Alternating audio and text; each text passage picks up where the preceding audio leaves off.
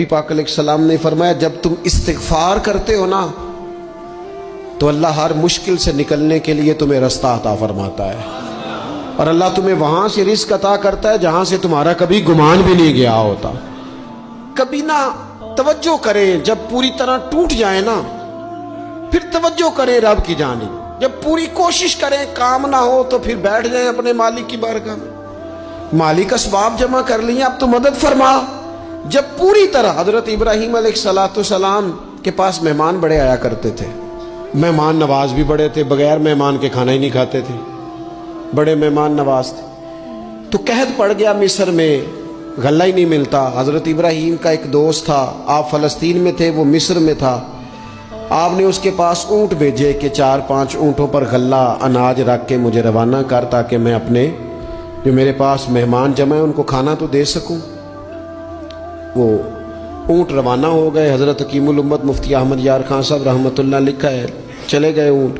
اب مہمان جمع ہیں، ان کو بھی خبر دے دی گئی ہے کہ آپ فکر نہ کریں، غلہ مصر سے آنے لگا ہے، کھانا ملے گا۔ لیکن جب وہاں اٹھ گئے تو انہوں نے کہا قحط چونکہ بہت زیادہ تھا، اناج ساری ہم تقسیم کر چکے ہیں، اب تو ہمارے پاس غلہ نہیں ہے۔ وہ خالی آ گئے واپس۔ جب وہ خالی واپس آ رہے تھے نا اونٹ، تو جو آپ کے خدام لینے گئے تھے ان کے دلوں میں یہ خیال آیا کہ ہم اگر خالی واپس جائیں گے تو وہ جو مہمان ہیں وہ دیکھیں گے تو وہ تو بڑی آس امید لگائے بیٹھے ہیں کہ ہمیں آج کھانا ملے گا، تو وہ تو بیچارے مایوس ہو جائیں گے۔ انہوں نے اس طرح کیا کہ رستے میں کچھ ریت بھر لی ان بوریوں میں اور اونٹوں پہ ان کو رکھ لیا تاکہ پھر جا کے حضرت ابراہیم سے عرض کریں گے، وہ خود ہی لوگوں کو سمجھا دیں گے، ایسے خالی اونٹ لے جانا بہتر نہیں۔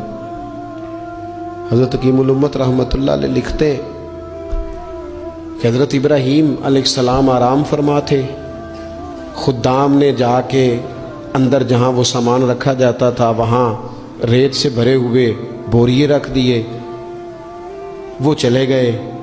حضرت ابراہیم کی زوجہ جناب ہاجرہ اٹھی، انہوں نے کہا میں منہ کھولتی ہوں، گلے کا گندم پیستی ہوں، کھانا بنا کے دیتی ہوں۔ جب انہوں نے منہ کھولا نا اس کا، بوری کا، توڑے کا، اس بوریے کا، تو کہتی ہیں اتنی بہترین گندم نکلی کہ میں نے زندگی میں کبھی نہیں دیکھی تھی۔